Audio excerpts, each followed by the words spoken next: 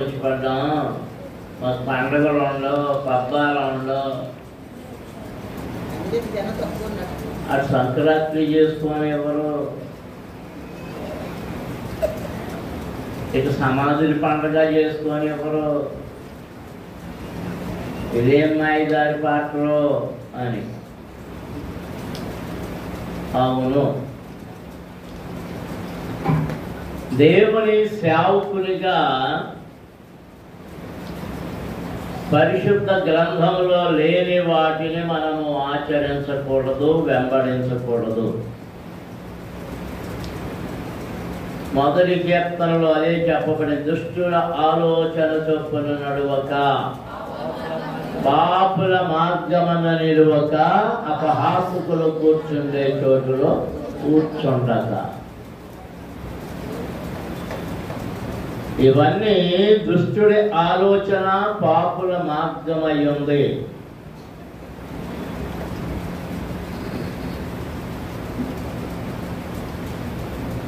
అపోస్తలుల కార్యములలో కానీ పత్రికలలో కానీ ఎక్కడ క్రిస్మస్ గురించి కానీ చెప్పబడలేదు, ప్రస్తావన చేయబడలేదు.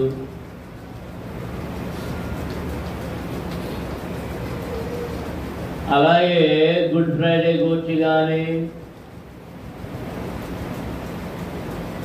ఈస్టర్ గురించి కానీ చెప్పబడలేదు, రాయబడలేదు. కారణం ఏంటంటే వర్క్ చేయలేదు. మరొక విషయం మీకు చాలాసార్లు చెప్పాను, గుర్తుందో లేదో, యేసు ప్రభు పుట్టే సమయానికి జనవరి, ఫిబ్రవరి, మార్చి, ఏప్రిల్ అనే నెలల పేర్లు లేవు. ఆదివారం, సోమవారం, మంగళవారం, బుధవారం అనే రోజుల పేర్లు కూడా లేవు.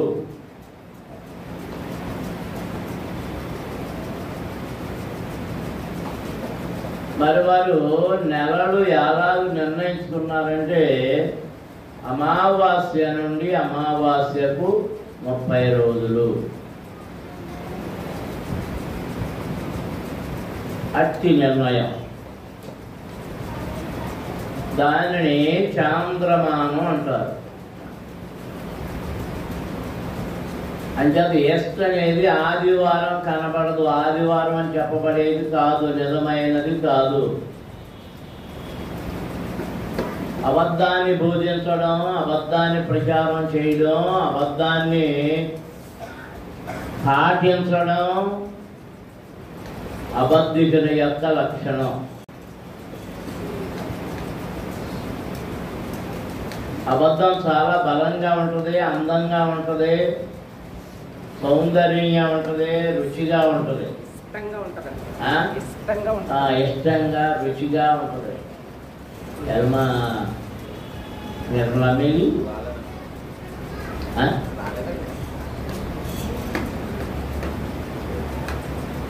సత్యం ఎప్పుడు ఎలా ఉంటుంది? అందవిహీనంగా, కఠినంగా, బరువుగా, గుచ్చుకునేటట్టుగా, బాధ కలిగించేటట్టుగా ఉంటుంది. అబద్ధం మాసిపోద్ది కానీ, లయమైపోద్ది కానీ, సత్యం ఎప్పుడు లయం కాదు.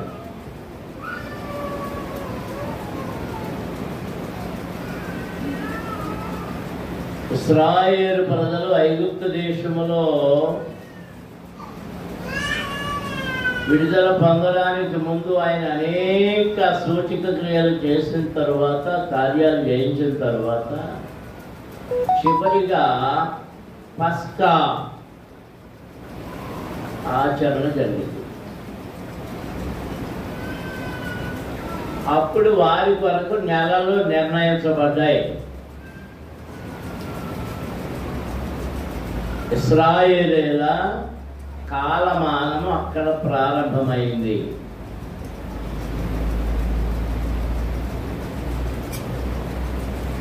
అందుచేత ఈ కాలమానం అయిన తర్వాత యేసు ప్రభు సిలువ వేయబడి, సమాధి చేయబడి, 3వ దినాన్ని తిరిగి లేచి పరలోకానికి ఆరోహణ అయిన తర్వాత లోకమంతా వెళ్ళి సువార్తను ప్రకటించండి అంటే వారితో పాటు కొందరు దొంగలు ప్రవేశించారు.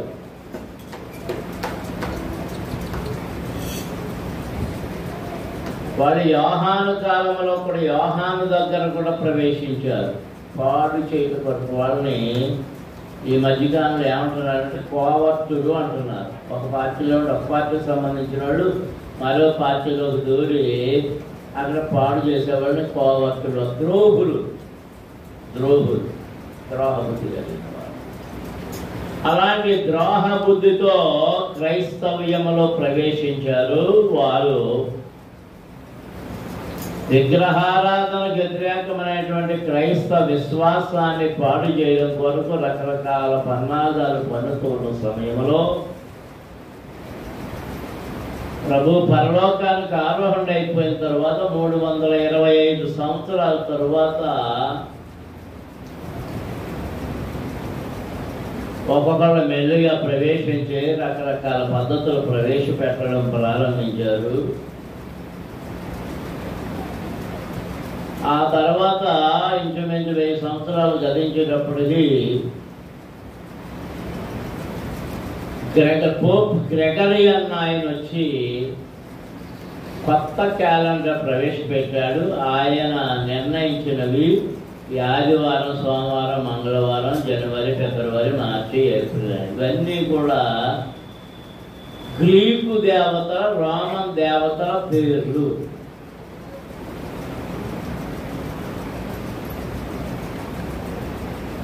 ఆదివారం అంటే సూర్యుడి రోజు, దాన్ని రవివార్ అంటారు. ఇంగ్లీష్లో ఏమంటారు చెప్పండి? సండే అంటే సన్ అంటే సూర్యుడిని ఆరాధించే రోజు. ఇది కూడా పునరుత్థాన దినపు ఆరాధన అనడం కూడా తప్పే ఒక విధంగా. శనివారం సబ్బాతు కాదు, శనివారం సబ్బాత్ అని పోపే ప్రకటించాడు. ఆ మధ్య మేమే ప్రకటించామని ఆయన స్టేట్మెంట్ కూడా ఇవ్వడం జరిగింది. 7వ దినం అనేది ఎలా లెక్కేయాలంటే యూదుల నెల ఎప్పుడు ప్రారంభమవుతుందంటే అమావాస్య వెళ్ళిన మరుసటి దినాన్ని నుండి నెల ప్రారంభమవుతుంది. సాయిబులకు కూడా ఇంచుమించు అదే పద్ధతి ఉంది. దాని నుండి లెక్క పెడితే సప్తమి రోజు, మన తెలుగులో క్యాలెండర్ సప్తమి రోజు అంటే 7వ రోజు విశ్రాంతి దినం. అలాగే 14వ రోజు చతుర్దశి విశ్రాంతి దినం. ఇలాగ లెక్కలు వేసుకుంటూ వెళ్తే దీనికి దానికి సంబంధం ఉండదు. లెంటు దినాలని చెప్పి పాటించి పశ్చిమ బుధవారం అంటం కొరకు బుధవారం నాడుకు వచ్చేటట్టు, శుక్రవారం అన్నాడు పాటించడం కొరకు శుక్రవారం వచ్చేటట్టు, ఆదివారం అనేది పాటించడం కోసం ఆదివారం వచ్చేటట్టు లెక్కలు కట్టుకొని మధ్యలో ఆదివారాలు లెక్క తీసేస్తారు 40 రోజులకి. లెక్క తీసేసింది ఎప్పుడైనా మన బతుకుల్లో ఉందా? మీరు అప్పుడప్పుడు మీరు కోపపడకండి. నా మనవరాళ్ళు వచ్చినప్పుడు తాతారు అమ్మమ్మ వయసు ఎంత అని అడుగుతారు. నన్ను అడుగుతారు, మీ అమ్మమ్మని అడగండి అంటారు. అమ్మమ్మ వయసు ఎంత అంటే కొంచెం లేట్ తీసుకుంటుంది చెప్పడానికి. అప్పుడు నేను ఏమంటానంటే, అమ్మా మీ పిన్ని మున్ని కంటే 2 ఏళ్ళు చిన్నదే అని చెప్తాను.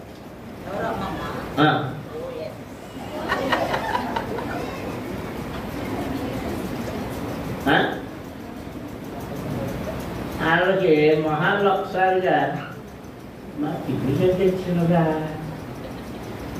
అని కన్ఫ్యూజ్ అయిపోతుంటారు. అర్థం కాక నేను వేళపాలన చేశాను అన్నది అర్థం కాదు.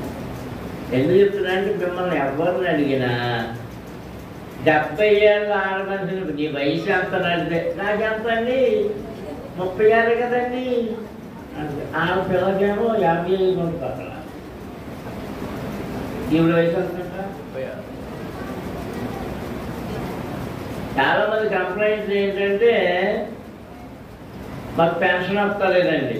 నువ్వు ఆధార్ కార్డు వేయించుకున్నదంతా మరి పెన్షన్ ఎలా వస్తుంది? కొంతమందికి పెన్షన్ వస్తలేదు, కొంతమందికి ఏమో అదేంటి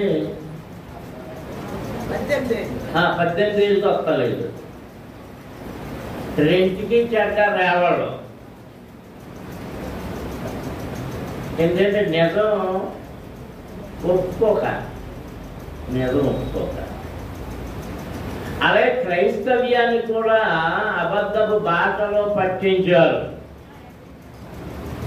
యోహాను దగ్గరకు చేరిన వారు కూడా అలాగే యేసు ప్రభువు ఒకసారి మాట్లాడుతూ ఆయన ఏమన్నారంటే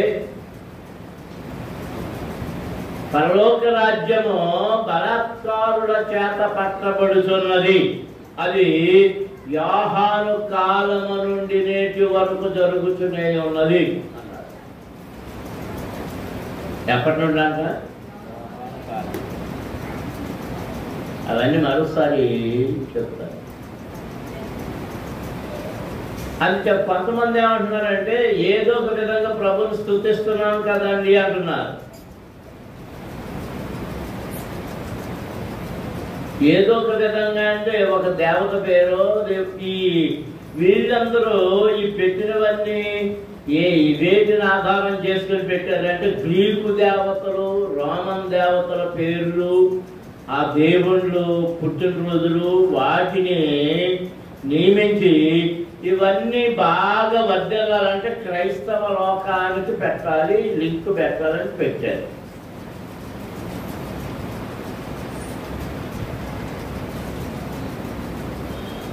డిసెంబర్ 25 తారీఖు ఎవడో రాజుగారి పుట్టినరోజు, కొడుకు పుట్టినరోజు, దాన్ని ఎలా పెట్టి మొత్తం ప్రపంచం అంతా చేస్తున్నారు. ఇలాగ రకరకాలుగా ఒక రాయి తీసుకొచ్చి దీన్నే ప్రభు అని అనుకునే ఏదో రాయి అయినా కానీ ప్రభుకు స్తోత్రం చెప్తున్నాం కదండి అంటే మరి ఆ రోజున అహరోను దేన్ని చేశాడు? దూడం చేసి ఈయనే మిమ్మల్ని ఐగుప్తు దేశం నుండి నడిపించిన యెహోవా అన్నాడు. ఆ దూడకే యెహోవా అని పేరు పెట్టాడు. దేవుడు ఊరుకున్నాడా? చెప్పండి, ఊరుకున్నాడా? భయంకరమైన శ్రమ, కష్టం, దుఃఖం, మరణం వారిని పరిపాలించింది. సత్యాన్ని మనం పూజించడంలో అనేకమైన ఆటంకాలు ఎదురవుతాయి.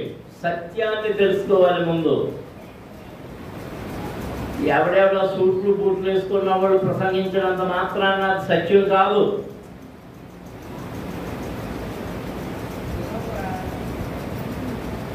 రాత్రి ఒక్కరాడు అంటే కొంతమంది ప్రసంగాలు కావాలని నేను వింటుంటాను. చాలా చక్కగా చెప్పాడు. పెంట పక్కన కూర్చుని మల్లెపూలు అమ్మితే పెంట కంప వస్తుందా మల్లెపూలు కంప వస్తుందా అని అడిగాడు. ఏం కంప వస్తుందా?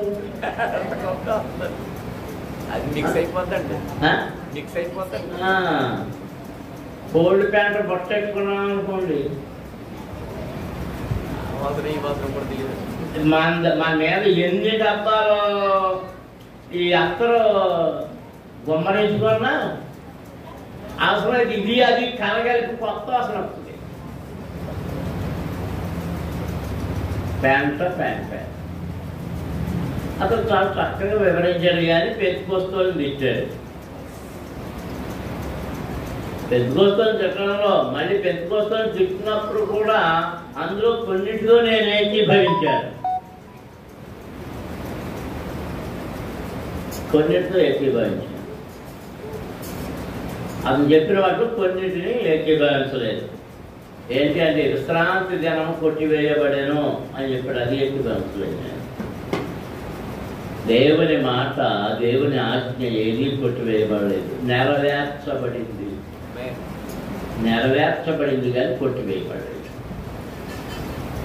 చదువు ఎక్కువైపోయిన తర్వాత వీళ్ళందరికీ ఛాదస్థం పెరిగిపోయి వీళ్ళకి కొట్టేస్తారు. ఇప్పుడు మన రాజ్యాంగం రేపు పొద్దున్న ఎలక్షన్ అయిన తర్వాత బీజేపీకి 400 సీట్లు వస్తే ఈ రాజ్యాంగాన్ని కొట్టేస్తారంట, కొత్త రాజ్యాంగం వస్తుంది.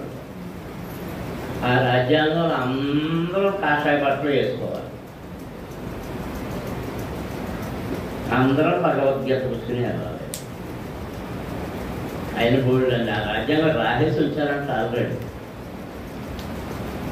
స్వేచ్ఛ ఉండదు,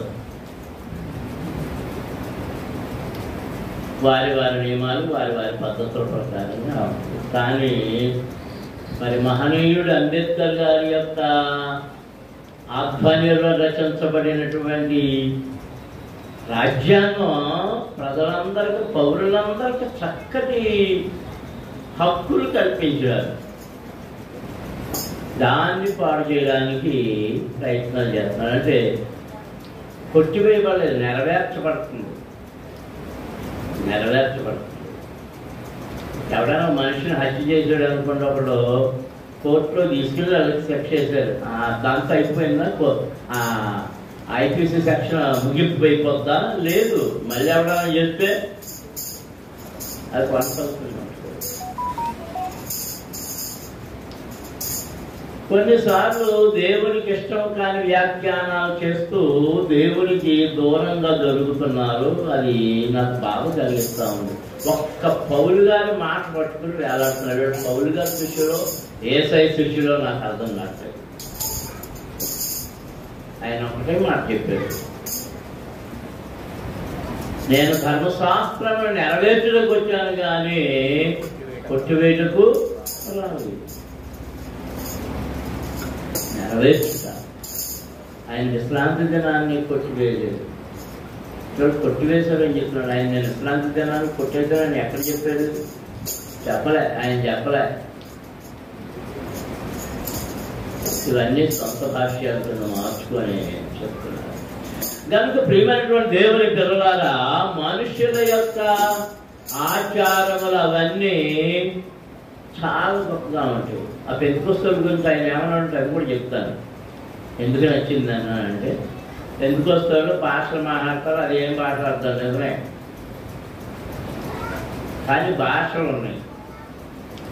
పౌలు గారు చెప్తున్నాడు, నాకు అనుమానం ఏంటంటే పౌలు గారు భాషలు మాట్లాడాడా లేదా?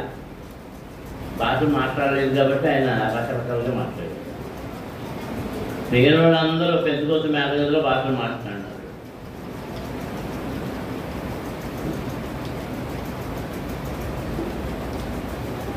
అంచేత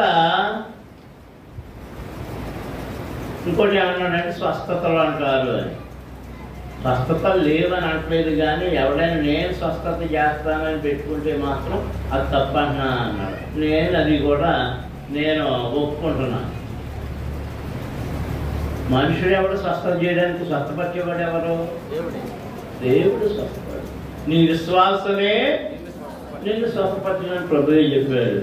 నీకు విశ్వాసం ఉంటే తలాతోక లేనోడు ప్రార్థన చేసినా స్వస్థపడదు. ఎందుకు? ఎవరి వల్ల? నీలో ఉన్న విశ్వాసం వల్ల. నీలో ఉన్న విశ్వాసం. నమ్మిన వారు దేవునికి స్తోత్రం చేసేసండి. హల్లెలూయా, హల్లెలూయా, హల్లెలూయా.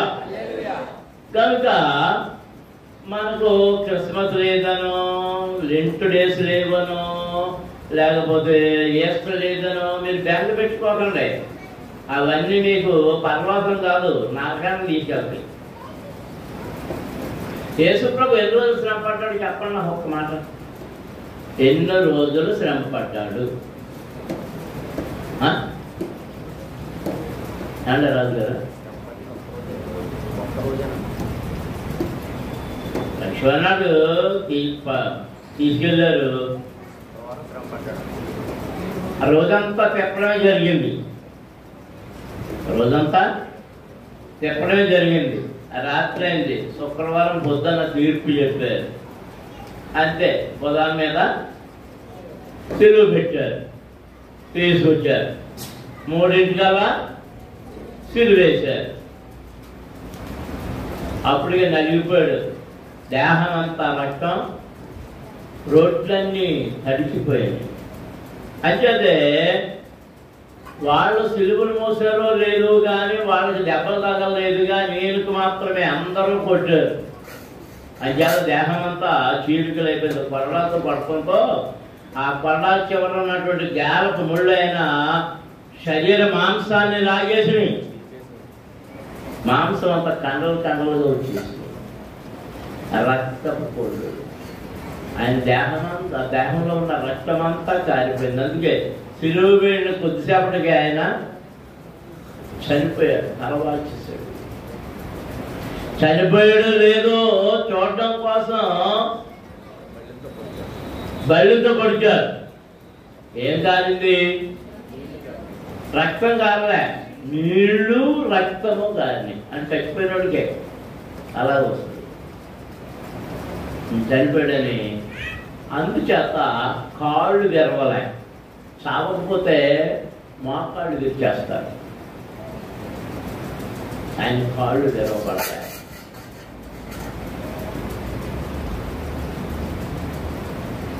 సాయంత్రానికల్లా సమాధి చేసేపట్టాడు. ఎందుకంటే తెల్లవారితో విశ్రాంతి దినము కనుక ఏ పని చేయకూడదు కనుక రాత్రే సమాధి చేసేసాడు. సాయంత్రానికి దీన్ని అడ్డు పెట్టుకొని రకరకాలుగా తయారు చేసి మనకి ఏదో అప్పచెప్పారు, మనం ఏది వినేస్తున్నాం. గబగబా దాన్ని ఆ పేరు చెప్పి మెడలో దండలు కూడా వేసుకుంటున్నారు. యేసుమాలని వేసుకున్నారు, మరియమాలని వేసుకున్నారు. మరి రకరకాల మాలు. మాల ఎక్కడన్నా బైబిల్లో ఉందా? రుద్రాక్ష వేసుకోమని ఎక్కడన్నా బైబిల్లో ఉందా? వేసుకునే పద్ధతి ఉందా? లేదే. దైవ విరోధమైనవి, విగ్రహ సంబంధమైన వాటిని ప్రభు కంటగట్టి చేయడం.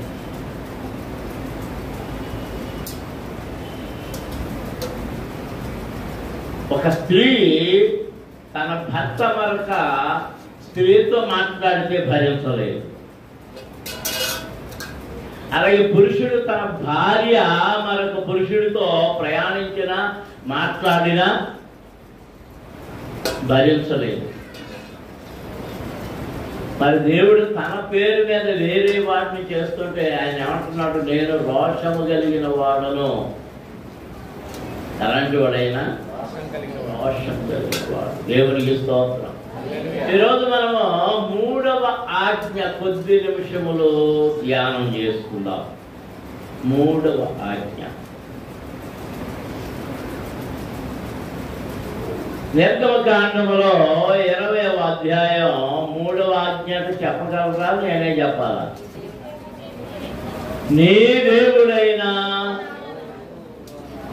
7వ వచనం, నీ దేవుడైన యెహోవా నామమును వ్యర్థముగా ఉచ్చరింపకూడదు.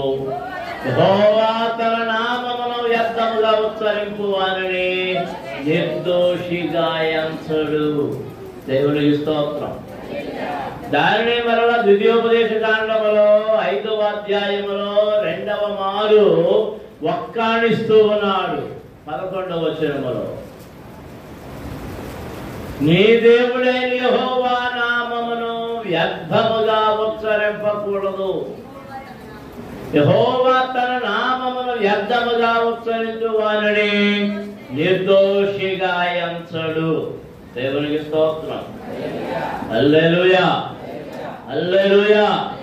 అందరూ చేతులెత్తి దేవునికి స్తోత్రాలు చెల్లించండి. హల్లెలూయా, హల్లెలూయా. పరమ తండ్రి, పరిశుద్ధుడమైన మా యేసు నాయనా మీకు స్తోత్రములు. నీ సన్నిధిలో ఇంతవరకు మేము స్తుతించి ఆరాధించి ఘనపరిచి ఉన్నాము. నీ వాక్యము కొరకు, వినుడి కొరకు, నిన్ను తినుడి కొరకు నీ జలమును త్రాగుడ కొరకు నీ సన్నిధిలో కనిపెట్టుచున్నాము నాయన. నువ్వు నీవిచ్చిన ఇశ్రాయేలు ప్రజలకు ఇచ్చిన ఆజ్ఞలను జ్ఞాపకం చేసుకుంటున్నాం. ఈరోజు 3వ ఆజ్ఞను మేము పరిశీలన చేస్తుండగా, ధ్యానము చేస్తుండగా నీ కృప ఇక్కడ ఉంచండి. నన్ను మీ శిలువ చాటున దాన్ని మీ ఆత్మచేత అభిషేకించండి. నన్ను మీ రోడ్డుకి బోరగా వాడుకోనండి ప్రభు. నాయనా, మేము చేయకూడని వాటిని, అనేకమైన వాటిని చేస్తున్న వాటిని మాకు భర్త బయలు చేయండి. వెళ్ళకూడని మార్గములలో వెళ్ళకుండా మమ్మలను వెనక్కి పంపించండి ప్రభువా. నీ త్రావలో, నీ మార్గములో మమ్మల్ని నడిపించండి. శ్రేష్టమైన భాగములో మాకు ఇచ్చి వెనుకడిలో మమ్మల్ని అందరినీ దీవించమని యేసు నామమున అడుగుతున్నాము తండ్రి, ఆమేన్. దేవునికి స్తోత్రం. 2 చేతుల పైకి ఎత్తి గట్టిగా దేవుని స్తుతించండి. హల్లెలూయా, హల్లెలూయా, హల్లెలూయా. దేవుడు తన ప్రేరితో పలకల మీద వ్రాసి ఇచ్చిన ఆజ్ఞలు 10. మిగిలినవన్నీ మోషేకు చెబితే మోషే సొంతంగా కొన్ని వాటిని తెలియజేసినట్లు చూస్తూ ఉన్నాం. అందుకే దేవుని ధర్మశాస్త్రము మోషే ధర్మశాస్త్రముగా అది భాగించబడుతూ ఉన్నది. ఈ 10 ఆజ్ఞలలో 5 ఆజ్ఞలు ఒక పలక మీద, 5 ఆజ్ఞలు ఒక పలక మీద ఉన్నాయి. ఆ ఆజ్ఞలలో 5 ఆజ్ఞలలో 2 ఆజ్ఞలను మనము 2 వారాలు ధ్యానం చేసుకున్నాం. మధ్యలో ఒకటి తప్పించి ధ్యానం చేస్తున్నాం. ఈరోజు 3వ ఆజ్ఞను ధ్యానం చేసుకుందాం. ఈ 3వ ఆజ్ఞ ఏమి చెప్తున్నా? నీ దేవుడైన యెహోవా నామమును వ్యర్థముగా ఉచ్చరింపకూడదు. అలాగే ఉచ్చరిస్తే ఏమంటున్నాడు? తన నామమును వ్యర్థముగా ఉచ్చరించు వారిని నిర్దోషిగా ఎంచడు. నిర్దోషిగా ఎంచడు. వాడు దోషభరితుడవుతాడు. దేవునికి స్తోత్రం. అందరము స్తోత్రాలు చెల్లించుదాం. హల్లెలూయా, హల్లెలూయా. కొంతమంది నామకార్థ భక్తులు బయలుదేరి ప్రతి మాటకి దేవుని నామాన్ని పలుకుతూ ఉంటారు. ప్రతి మాటకి. నేను చదువుకునేటప్పుడు నా స్నేహితుడు అప్పుడు ఉండేవాడు. ఇప్పటికే బతికే ఉన్నాడు అనుకోండి.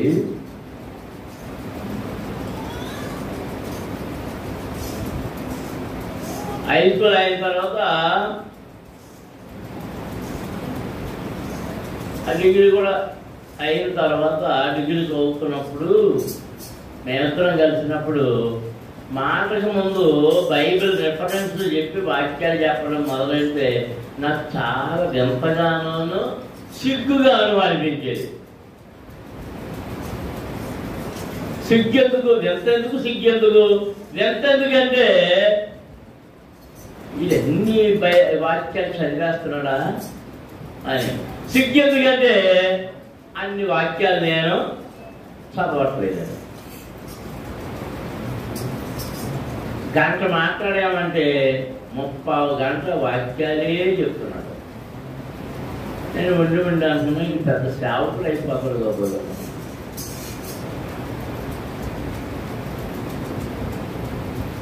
కానీ కాలక్రమేణా నేటికి చూస్తే ఎక్కువ వచనాలు చెప్పలేని నేనేమో సేవకుడయ్యాను. మాటకి ముందు పెదాల నిండా వాక్యాలు నింపుకున్నవాడే ఏం చేస్తున్నాడో అడిగేది. గుడికే వెళ్తారు,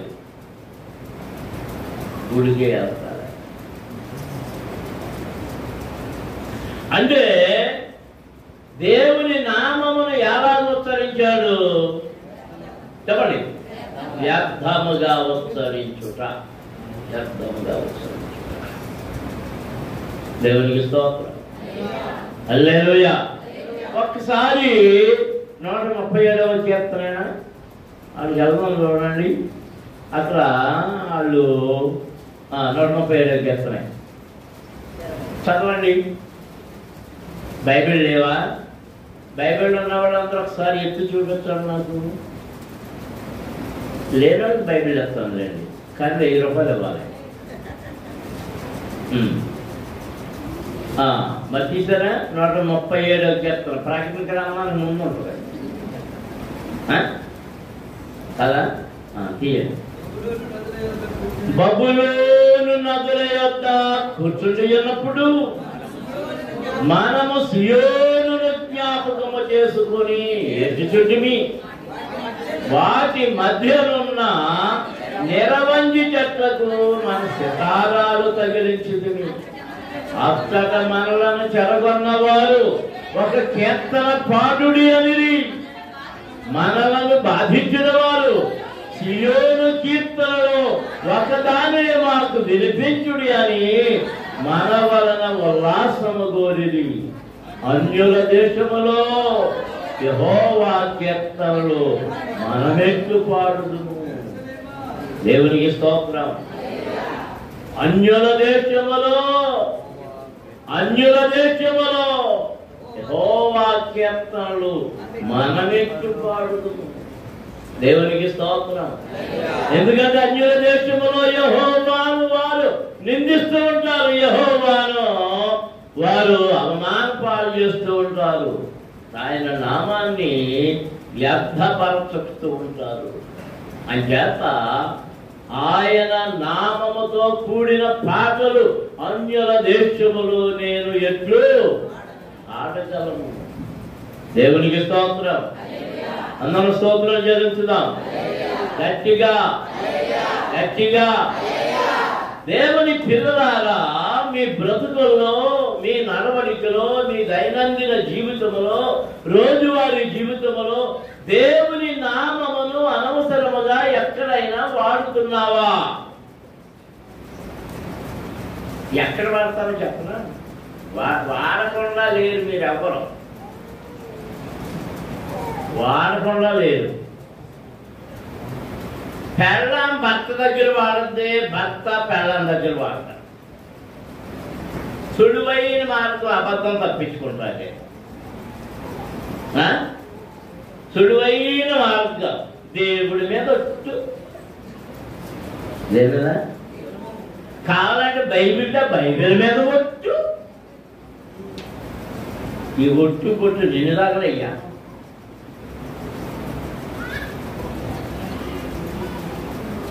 మా అమ్మ మీద ఒట్టు, చచ్చిపోయింది అమ్మ. మా తాత మీద ఒట్టు, లేకపోతే నీ మీద ఒట్టు, చచ్చి నువ్వు కావాలి. ఇంకా ఏంటంటే నేను అలాగే నా మీద ఒట్టు అంటే నమ్ముతారు. నా మీద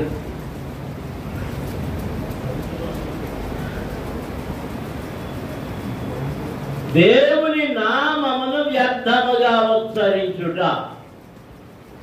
వ్యర్థముగా ఉచ్చరించుట. చీటికి మాటికి నువ్వు యేసు రక్తం చేయమన్నావు. యేసు రక్తం చేయ అనవలసిన సమయం ఉంది అను, వద్దంట్లే. కానీ అనవసరంగా అనదు. దేవునికి స్తోత్రం చెప్పు, కానీ అనవసరమైన స్థలాలు కాదు. నేను చిన్నప్పుడు కొన్ని గమనిస్తుండేవాడిని. ఆరాధన మధ్యాహ్నం 12 అయ్యేది ప్రారంభం అయ్యేటప్పుడు. ఇలా శనివారం పనంతా చేసుకుని ఆదివారం పొద్దున్నే లేచి బట్టలు ఉతుకున్నప్పుడు బట్టలు స్నానం చేసి ఇవన్నీ చేసి వంట వండుకుని ఆరాధనకు వచ్చేటప్పటికి 12. కొంతమంది 11 గంటలకు వచ్చేసి మోకరించేవారు. ఈ ఆదరాబాదరా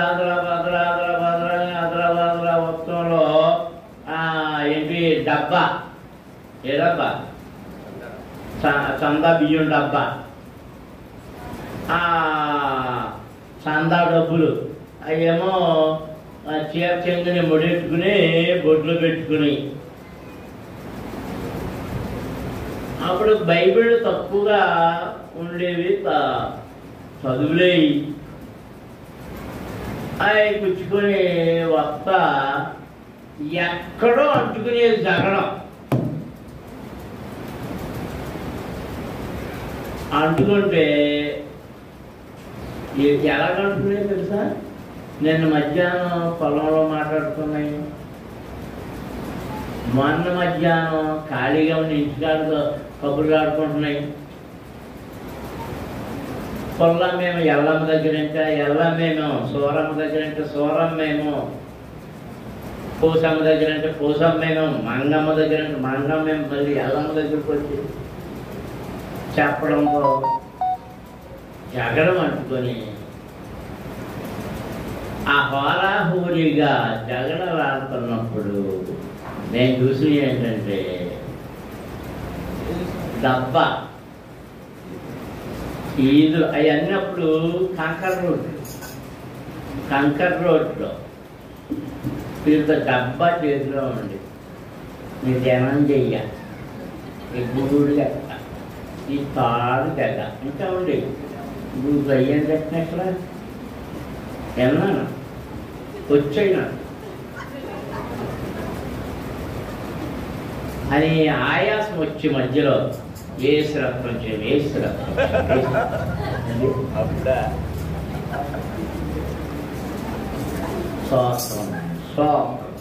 స్తోత్రం రూపు కోసం అన్నమాట.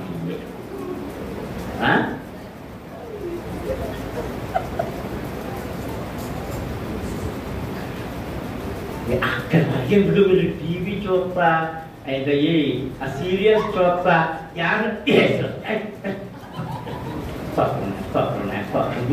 గుద్దేస్తాం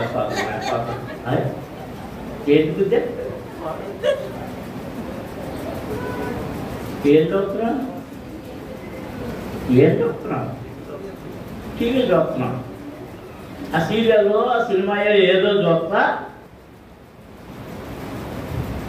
నీకు టెన్షన్ వచ్చేది. ఏం చెప్తున్నావు గౌతమ? ఏం చెప్తున్నావు?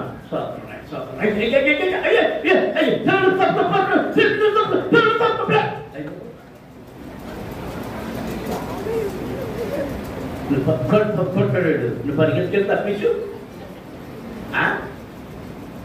ఈ అడావుల్లో కొంతమందికి బతి ఎక్కువైపోయే తత్తున్నాయి, అనేసి వస్తున్నాయి. నాయన తప్పించు, ఆయన పాత్రే ఇంకా పాత్రే ఎవరి ఆ టీవీలో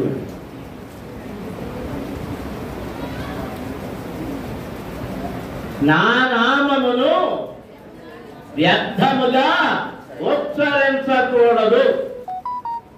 దేవునికి స్తోత్రం. హల్లెలూయా, హల్లెలూయా, హల్లెలూయా.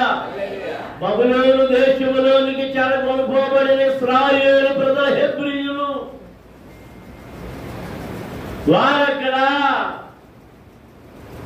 తమలో తాము కూర్చున్నప్పుడు పాటలు పాడుకుంటూ పనులు చేస్తూ ఇచ్చేస్తూ ఉండగా ఈ ఎడబాయినట్టు పాడుతున్నారు. వాళ్ళు ఏం వాయిద్యాలు లేవు, వాళ్ళు ఉన్నాయంటే వాయిద్యాలు కూడా పట్టుకెళ్ళేవారు. అప్పుడు ఇశ్రాయేలు ప్రజలు వాయిద్యాలు వాయించడానికి కూడా నియమాలు ఉన్నాయి. ఒక ప్రత్యేకమైన కర్ర, ఆ దేవదారు కర్రలతో వాటితో తయారు చేయించుకోవాలి. ఆ సితారాలు అవన్నీ నియామక ప్రకారముగా తయారు చేసుకొని వాటిని తీసుకుని వెళ్ళేవారు. తీసుకుని వెళ్ళి సిద్ధంగా ఉంచుకొని ఆయా సమయాల్లో, ప్రార్థనా సమయాల్లో వాటిని ఉపయోగించి ప్రార్థించేవారు. దేవునికి స్తోత్రం. హల్లెలూయా. కొంతమంది దినానికి 5 మార్లు ప్రార్థించేవారు, మరి కొంతమంది దినానికి 3 మార్లు ప్రార్థించేవారు. ప్రార్థన, మోకరించి ప్రార్థన, దేవునికి పాడుట. చూడండి, ఇప్పుడు ఇంకా మీరు మసీదుల్లో నమాజు వింటుంటారు. 5 మార్లు నమాజ్ చేస్తారు వాళ్ళు. ఇశ్రాయేలు ప్రజలు కూడా అలాంటి ప్రార్థనలు చేస్తారు. వారు ప్రభువును స్తుతించడం కోసం అలాగే తిరిగి వెళ్ళేటప్పుడు వీరు మాత్రమే ఉన్నప్పుడు పాటలు పాడడం కోసం కూడా వీరు సిద్ధంగా ఉండేవారు. ఎర్ర సముద్రాన్ని దాటగానే మిరియాము ఆ స్త్రీలందరినీ పోగు చేసి యెహోవాను గానము చేసేదము యాకముగా మనకోరా కతురా యాది ఆయన మహిమ పాడెదము ఆయనను వాదించెదము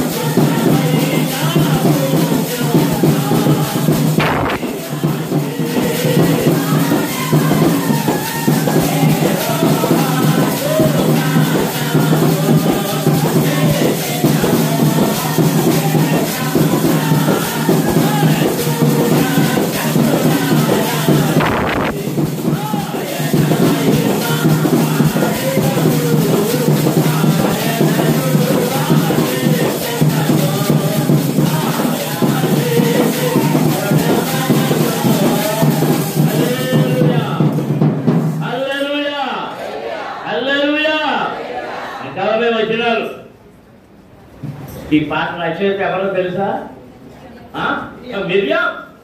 మిరియాం గారు రాసింది. ఆ ఎర్ర సముద్రాన్ని దాటి ఆ గచ్చెక్కి పైకి వెళ్తుండగానే పరిశుద్ధాత్మ చేత నింపబడినది. ఆ చంద్రులు చదవచ్చుకొని ఆ సిద్ధాలను చదవచ్చుకొని చదువుతున్న స్త్రీలందరూ చదువుతుంది ఎత్తైన యెహోవాను గానము చేసిన యాకముగా అంట. దేవునికి స్తోత్రం. హల్లెలూయా హల్లెలూయా. కాగితం కాలం పుచ్చుకొని కూర్చొని ఏం రాగమా ఏంటా అని మొదలట్లే. ఆమె మీదకి ఎవరు దిగొచ్చారు? పరిశుద్ధాత్ముడు. దేవునికి స్తోత్రం. హల్లెలూయా. ఎందుకు ఎందుకు ఎందుకు భయం ఆవరించింది? అనేక రకాల భయాలు. ఎర్ర సముద్రపు భయం,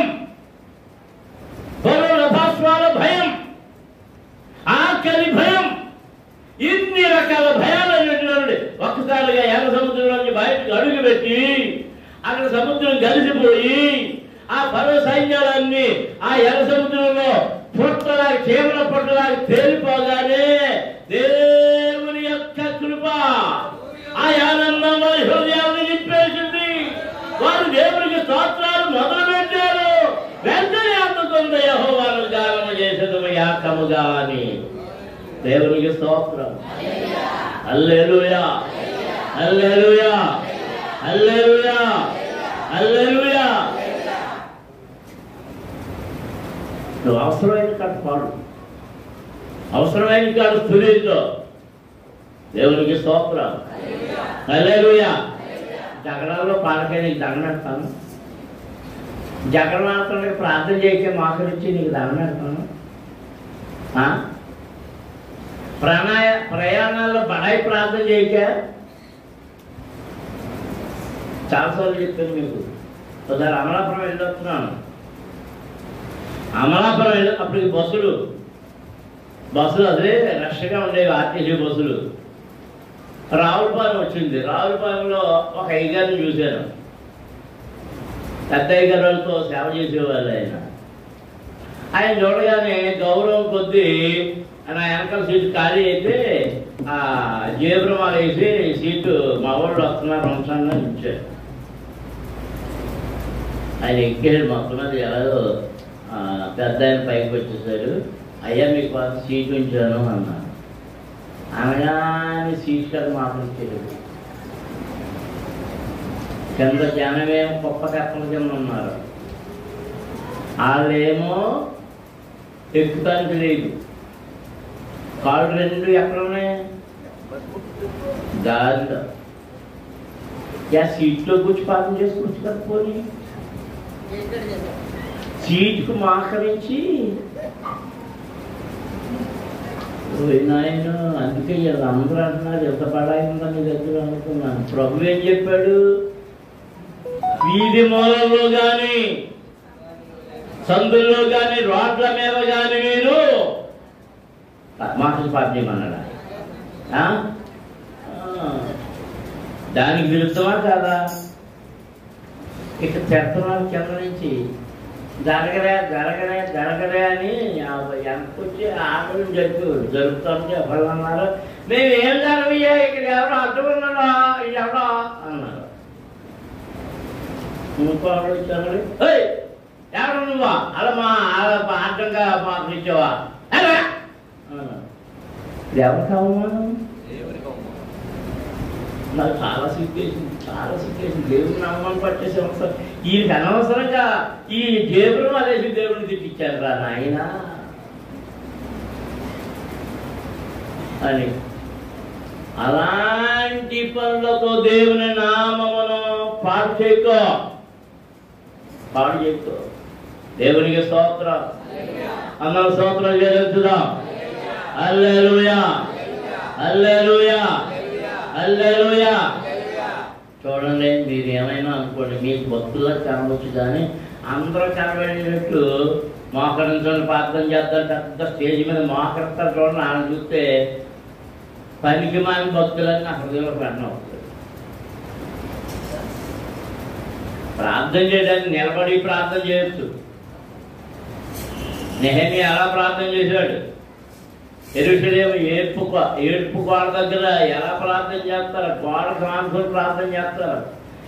అందరూ చూసేసి మాకు రెండు వీరైతే అందరూ మోసంటున్నా మరలిరా మరి మోకాళ్ళు విరిగిపోయిన ఇప్పుడు శాంతమ్మను మోసించమన్నాను అనుకోండి ఏం అర్థం మోసిందా రాలేదా ఉందా అసలే మోకాళ్ళు ఇది అయ్యి ఇచ్చేస్తుంటే ఇప్పుడు నేను ఎక్కడి నుంచి ఏమన్నా వస్తున్నాను మాకు అంటే వచ్చేదా నుంచి ఏం చేస్తాయి ఆ పొట్టోడు అని మొదలవుతాయి ఎక్కడి మెల్లిగా బయటకి పోతాడు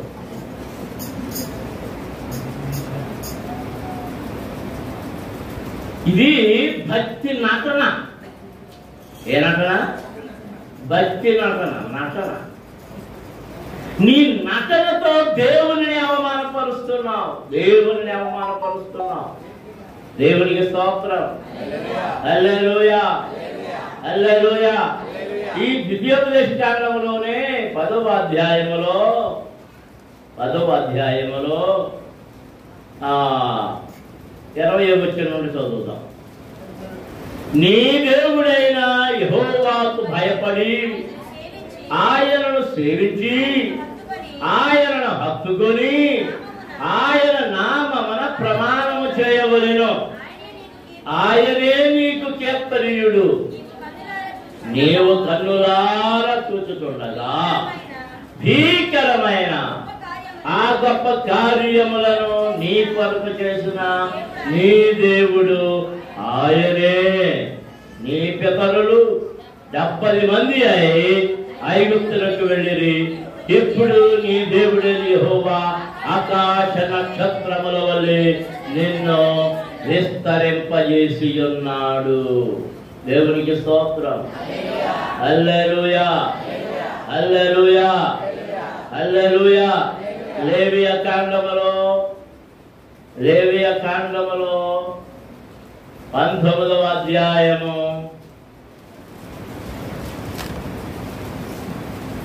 12వ వచనము నుండి మనము చదువుతాం. నా నామమును బట్టి అబద్ధ ప్రమాణము చేయకూడదు. నా నామమును బట్టి అబద్ధ ప్రమాణము చేయకూడదు. నీ దేవుని నామమును అపవిత్రపరచకూడదు. నేను యెహోవాను. నేను ఎవరిని? యెహోవాని. నువ్వు నేనేం చేస్తున్నావు? నా నామమును బట్టి ఏం చేస్తున్నావు? అబద్ధ ప్రమాణం చేస్తున్నావు. నీ దేవుని నామమును ఏం చేస్తున్నావు? అపవిత్రపరుస్తున్నావు. దేవునికి స్తోత్రం హల్లెలూయా హల్లెలూయా హల్లెలూయా. ఒక్కసారి మత్తయి సువార్తలోనికి వెళదాం. మత్తయి సువార్త 5వ అధ్యాయము. మత్తయి సువార్త 5వ అధ్యాయము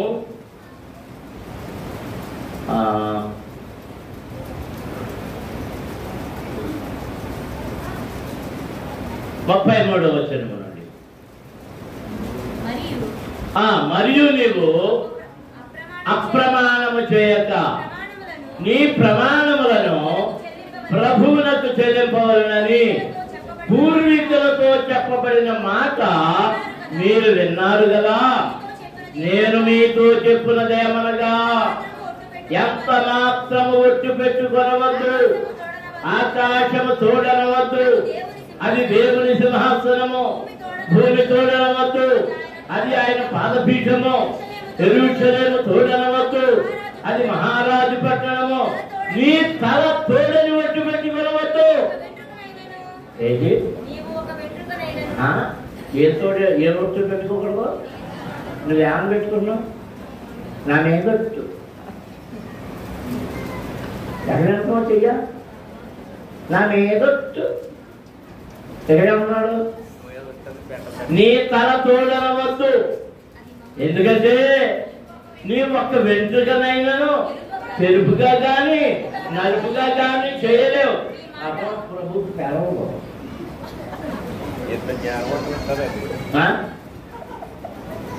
మీరు అందరూ లబ్ధి చేస్తున్నావు. నేను అందరూ వాళ్ళు చేస్తున్నాడు. నన్ను ఒకసారి మా సామేలో ప్రశ్న వేసాడు.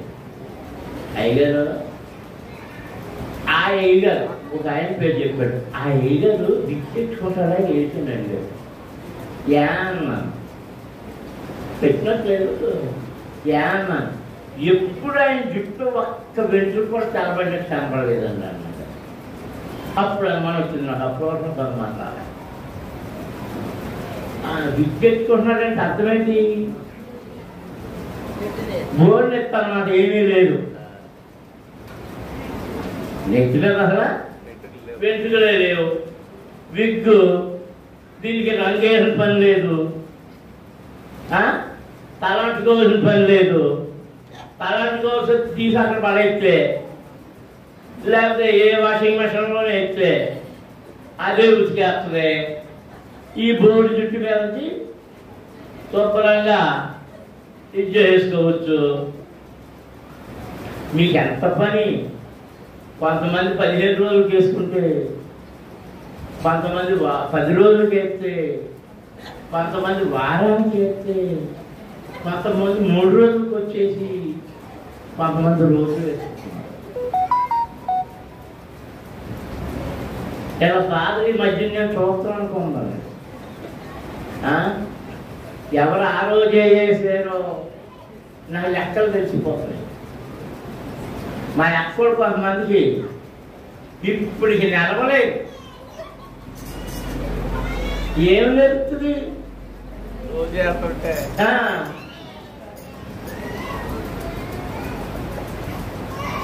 పెరుగుతున్నాయి. 5-6 ఏళ్ళు పోయి నువ్వు చేస్తావు.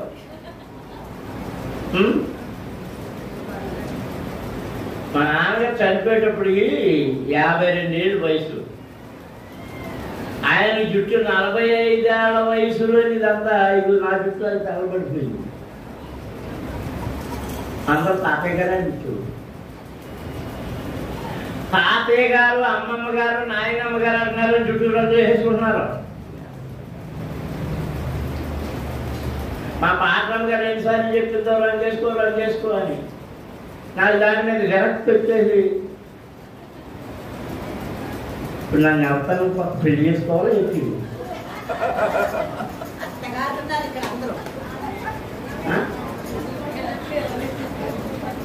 వీళ్ళు రంగులు ఎందుకు? ఎవరినో మెప్పించడం కోసమే కదా. ఎవరిని మెప్పిస్తావు? మా ప్రభువుని మెప్పిస్తే చాలు. మనం దేవునికి స్తోత్రం. హల్లెలూయా, హల్లెలూయా. ప్రభు అంటున్నాడు, నీ తల తోడనవద్దు. నీ తలలో ఒక వెంట్రుకనైనా తెలుపుగా గాని నలుపుగా గాని చేయలేవు. నీ మాట అవునంటే అవును, కాదంటే కాదు అని ఉండవలను. వీటికి మించున్నది ఎవరి నుండి పుట్టినది?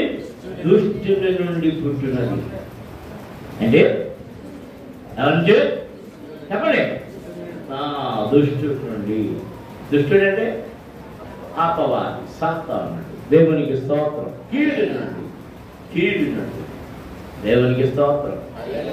హల్లెలూయా, హల్లెలూయా, హల్లెలూయా. 23వ అధ్యాయం, ఈ మత్తయి సువార్త 23వ అధ్యాయంలో మరో మాట ఏదో ఉంది.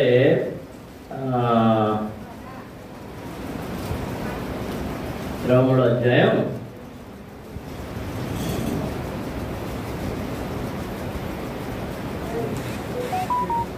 16వ వచనం చదువుదాం.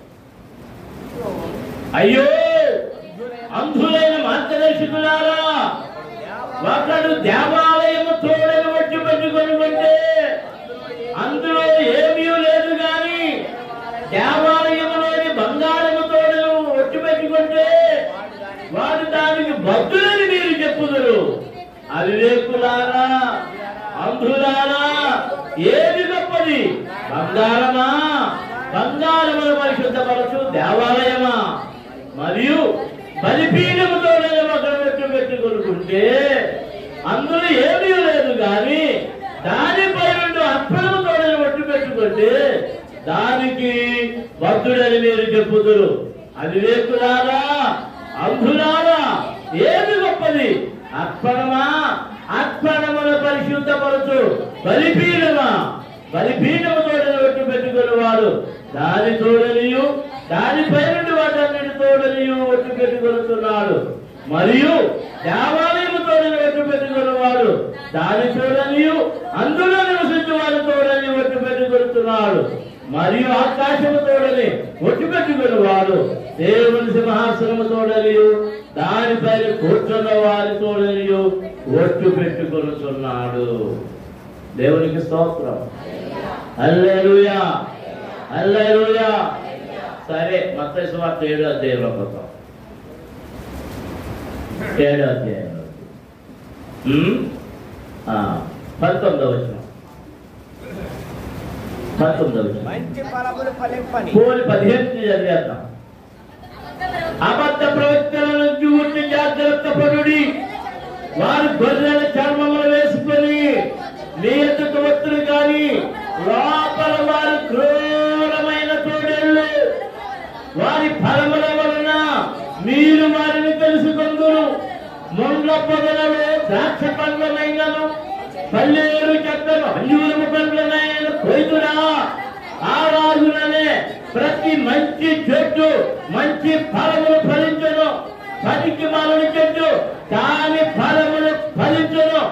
మంచి చెట్టు కాని ఫలములు ఫలింపనేరదు, పనికి మాలిన చెట్టు మంచి ఫలములు ఫలింపనేరదు. మంచి ఫలములు ఫలింపని ప్రతి చెట్టు నరకబడి అగ్నిలో వేయబడును. కాబట్టి మీరు వారి ఫలముల వలన వారిని తెలుసుకుందరు. ప్రభువా ప్రభువా అని నన్ను ప్రతి వాడును పరలోక రాజ్యములో ప్రవేశింపడు గాని పరలోకమందున్న నా తండ్రి చిత్త ప్రకారము చేయువాడే ప్రవేశించును. ఆ జనమందు అనేకులు నన్ను చూసి ప్రభువా ప్రభువా మేము నీ నామమున ప్రవచింపలేదా? నీ నామమున దయ్యములను వెళ్ళగొట్టలేదా? నీ నామమున అనేకమైన అద్భుతములు చేయలేదా అని చెప్పుదురు. అప్పుడు నేను మిమ్మను ఎన్నడూ ఎరుగను, అక్రమము చేయువారులారా నా యొద్ద నుండి పొండని వారితో చెప్పుదును. దేవునికి స్తోత్రం. హల్లెలూయా, హల్లెలూయా. ప్రభువా ప్రభువా అని వ్యర్థంగా పిలుస్తున్నాడు, వ్యర్థంగా పిలుస్తున్నాడు. నేను ఒకసారి అడుక్కునేవాడిని ఎందుకో అనుకోకుండా గమనించాను. అనుకోకుండా వాళ్ళు మెడలో ఫోటోలు వేసుకుని వస్తున్నారు. ఈ క్రైస్తవ కుటుంబాల నుండి మారపిల్ల మారిపిల్ల తిరిగేటప్పుడు మెడలో ఏం బొమ్మకనబడుతుందో తెలుసా? యేసు ప్రభు. ఈ ప్యాకులు దాటి అవతలకి వెళ్ళేటప్పటికి ఆ ఎదరికే చూస్తే ఆ బొమ్మ లేదు. రాముడు, ఈ వెంకటేశ్వరుడు, ఈ బొమ్మ ఏంటా అని ఇది కనిపెట్టడం మొదలెట్టారు. ఈ బొమ్మే ఆగిపోయిందా? ఛార్జింగ్ లేదు నా దాంట్లోనా? నా దాంట్లో ఛార్జింగ్ లేదు. ఏంటని చూస్తే ఆ బొమ్మ ఏం చేస్తున్నాడంటే ఆ మనిషిగా ఆ ఈదుల్లోకి వెళ్ళేటప్పుడు తిప్పేస్తున్నాడు. ఒక ప్రేమలోనే 2 బొమ్మలు ఇచ్చాడు. 2 బొమ్మలు అంటే అది బతుకు తెలియదు, బతుకు తెలియదు. జీవమును కోరుకునే నీవు సజీవుడైన ప్రభువు యొక్క బిడ్డవైన నీవు ఆయన నామమును వ్యర్థముగా ఉచ్చరించవద్దు. అలాగే ఉచ్చరిస్తే నీవు దోషిగా ఎంచబడతావు. ఎంత మాత్రం ఆయన నిన్ను క్షమించడు. దేవునికి స్తోత్రం. హల్లెలూయా, హల్లెలూయా, హల్లెలూయా. దేవుని పిల్లలారా ఒక్కసారి జ్ఞాపకం చేసుకోండి. ఎక్కడ అనవసరంగా ప్రభు నామాన్ని ఉచ్చరిస్తూ ఉన్నాము. నేనైతే పరామర్శకు వెళ్ళిన చోట అక్కడ కూడా వారు ప్రార్థన చేయమనకుండా ప్రార్థన చేయను. ఎందుకంటే చాలాసార్లు గమనించాను, ఎవరో ప్రార్థన చేయమంటే వాళ్ళు కళ్ళు కూడా మూసుకోరు, కొంతమంది నవ్వుకుంటుంటారు. అంటే ఎవరినా మనపరుస్తున్నాం? నా ప్రార్థన స్వస్థపరచదు, వాళ్ళకి విశ్వాసం ఉంటే స్వస్థపరచబడతారు. నేను ప్రార్థన చేసిన మాత్రాన స్వస్థపడతారు వాళ్ళు. ఆఖరి క్రైస్తవులకు వెళ్ళినప్పుడు కూడా అది ప్రార్థన చేయమంటేనే చేస్తారు. నా విశ్వాసులై నాకు కావాల్సిన వాళ్ళు అయితేనే వాళ్ళు విద్యేస్తున్నప్పుడు అమ్మ మరి నేను బయలుదేరడం ప్రార్థన చేస్తానంటారు, లేకపోతే ప్రార్థన చేస్తానని మాత్రం నేను వచ్చి ప్రార్థన చేస్తానని ఎవరిని మెహర్బానీ కోసం పరుగులు వేస్తాను. ఎందుకంటే దేవుని నామమును వ్యర్థముగా ఉత్సవించుట. నువ్వు ప్రయాణంలో స్మరించుకో ఆయన నామాన్ని, పనిలో స్మరించుకో, ప్రార్థించుకో. అది కాదు ప్రజల మధ్య ప్రజలతో మాట్లాడేటప్పుడు, వెకిలి మాట్లాడేటప్పుడు మరో సమయంలో నీవు వాళ్ళతో అన్యుల దగ్గర దేవుని నామాన్ని ఉచ్చరించు. ఇదివరకు ప్రార్థనకు వెళ్ళేవాళ్ళం, చేతి పడ్డాక డ్రమ్ములు అవి పట్టుకుని వస్తారు, లైట్లు అవి పట్టుకుని వెళ్తుంటే నడిచే కదా వెళ్ళేది. ఆ గుంపులుగా కూర్చునేవారు, వీధి లైట్లు కూడా తక్కువ. అవి వెళ్తుంటే కొంతమంది కుర్రాళ్ళు అల్లోలుయా అల్లోలుయా ఏంటది? హేళన హేళన.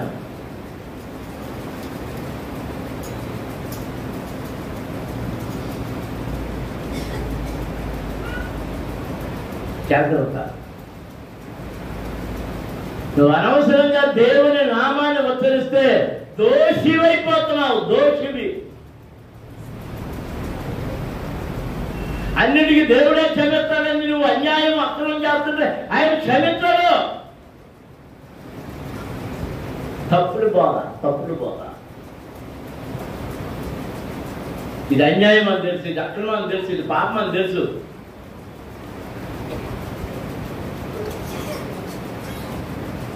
దేవుడికి క్షమిస్తాడని చెప్తున్నారే, అది అక్రమం. తన నామమును వ్యర్థముగా ఉచ్చరించు వానిని ఏం చేస్తున్నాడు ఆయన? నీ దేవుడైన యెహోవా నామమును వ్యర్థముగా ఉచ్చరింపకూడదు. యెహోవా తన నామమును వ్యర్థముగా ఉచ్చరించు వారిని నిర్దోషిగా ఎంచడు. దేవునికి స్తోత్రం. చివరిగా ఒక మాట చెప్తున్నాను. ఈరోజు చేసే పండుగలన్నీ కూడా దేవుని నామములో వ్యర్థముగా ఉచ్చరిస్తూ చేస్తున్నాం.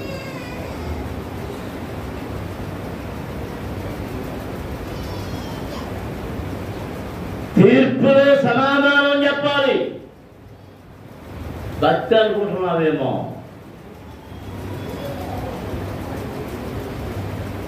తెలియదంటే కొన్నిసార్లు నేను దండయాత్రలకు వెళ్ళినప్పుడు మీకు తెలియకుండా కొన్ని తప్పులు చేస్తుంటారు.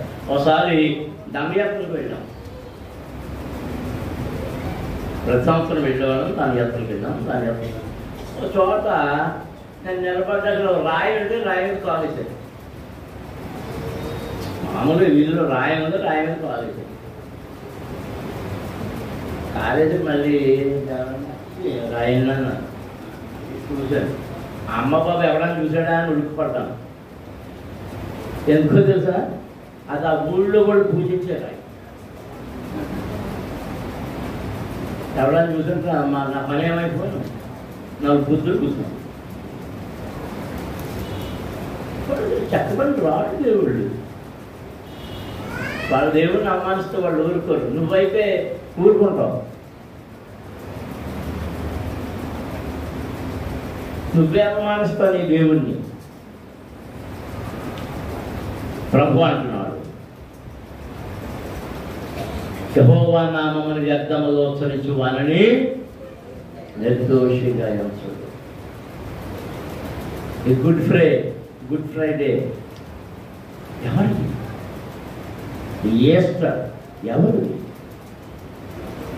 ఆ గ్రీటింగ్స్ కొంత మీరు పిల్లలు ఇంటికి వెళ్ళిన తర్వాత గమనించాలి. ఈస్టర్ గ్రీటింగ్స్ మీద కోడిగుడ్లు ఉంటాయి. కోడిగుడ్లు ఉండటం అంటే ఫెర్టిలిటీ దేవత.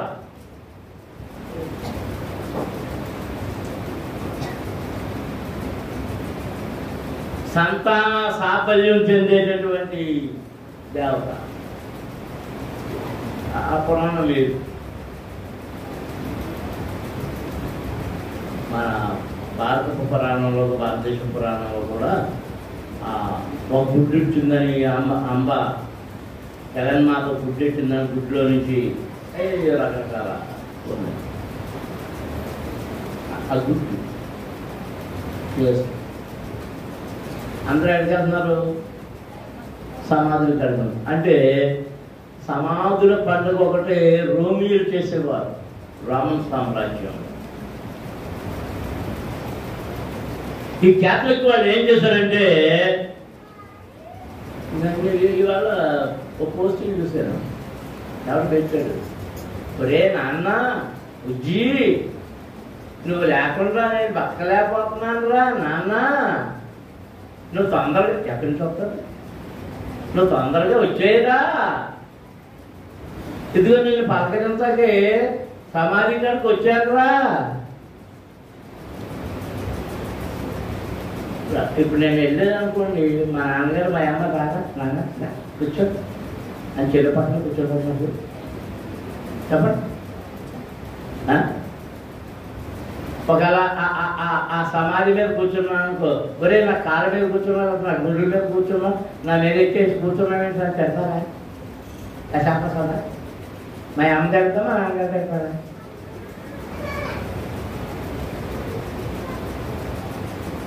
నువ్వు అంతా సీలు పాత్ర ఇచ్చేసావా లేదా? కూతురు ఏమైనా పాత్ర ఇచ్చేసారా?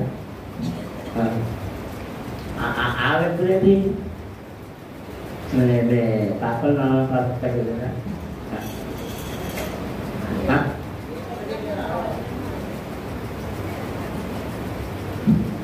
ఇవన్నీ విగ్రహారాధన సంబంధమైన వాటిని ఎవరి పేరు మీద చేస్తున్నారు?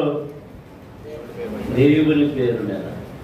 ఆయన అంటున్నాడు, ఆయన వ్రేలుతో రాసించిన దాని మీద యెహోవా నామమును ఎవరు వ్యర్థముగా ఉచ్చరించకూడదు, అలాగూ ఉచ్చరించు వారిని నిర్దోషిగా ఎంచరు. మాత్రం ప్రార్థన చేస్తున్నారు. నువ్వు దోషిగా ఉండాలనుకుంటున్నావా? నిర్దోషిగా ఉండాలనుకుంటున్నావా? నీ సమయమందు అసమయమందు స్తుతించుకో, ప్రార్థించుకో. కానీ జనుల మధ్య అపహాస్యం చేస్తూ ఆయన నామాన్ని అవమానపరచొద్దు. మోకాళ్ళ మీద ఉండి మీ చేతులు పైకెత్తి దేవునికి స్తోత్రములు చెల్లించండి.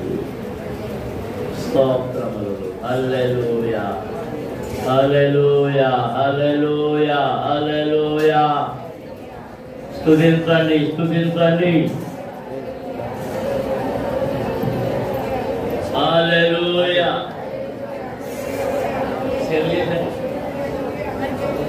స్తోత్రము నాయన, స్తోత్రము నాయన, స్తోత్రము నాయన.